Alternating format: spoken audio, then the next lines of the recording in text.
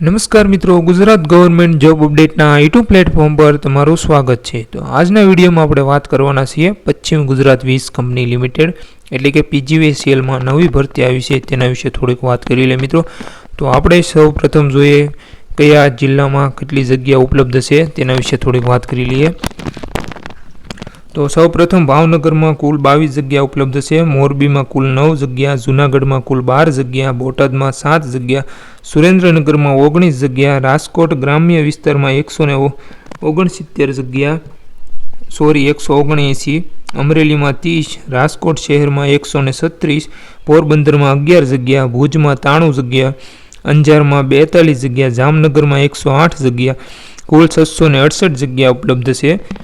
તો આ ભરતીના થોડાક નિયમો વિશે વાત કરી લઈએ મિત્રો। તો આમાં તાલીમ લીધેલા વિદ્યાર્થીઓ તે લાયક ઠરશે। તો તાલીમમાં એને ઇલેક્ટ્રિકલ લાઇન કામને લગતી એપ્રેન્ટિસશીપ અધિનિયમ મુજબની તાલીમ એને લીધેલી હોવી જોઈએ। તાલીમનો સમયગાળો 1 વર્ષનો હોવો જોઈએ। ટેકનિકલ લાયકાતની વિશે થોડી વાત કરી લઈએ।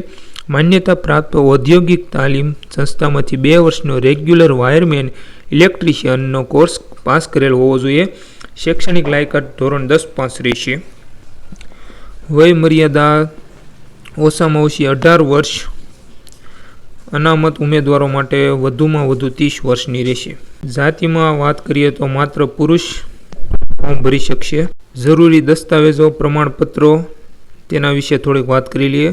તાજેતરમાં પાસપોર્ટ સાઇઝના 4 ફોટોગ્રાફ્સ, શાળા છોડ્યાનું પ્રમાણપત્ર, જાતિ અંગેનું પ્રમાણપત્ર, શૈક્ષણિક લાયકાતના તમામ પ્રમાણપત્રો, ટેકનિકલ લાયકાત ITI માર્કશીટ તેમજ પ્રમાણપત્ર લઈ જવાના રહેશે મિત્રો।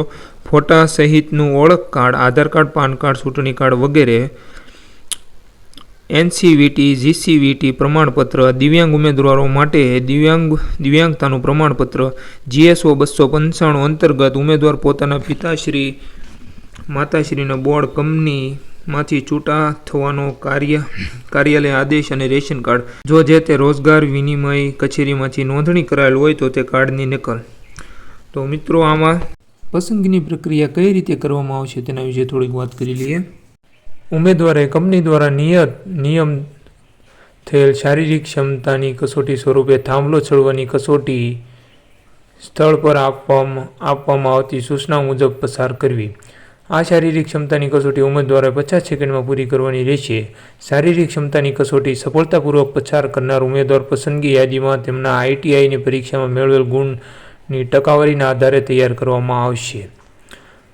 તો આ મિત્રો તમે બધું ઓફિશિયલ નોટિફિકેશન અમારી ટેલિગ્રામ ચેનલમાં પણ મૂકવામાં આવ્યું છે, ત્યાંથી પણ તમે આ પૂરેપૂરી નોટિફિકેશન વાંચી શકો છો અને સંપૂર્ણ માહિતી ત્યાંથી પણ મેળવી શકો છો। તેથી અમારી ટેલિગ્રામ ચેનલને પણ જરૂર સબસ્ક્રાઈબ કરી લેજો। તો મળીશું એક નવા વિડીયોની સાથે। જય હિન્દ, જય ભારત।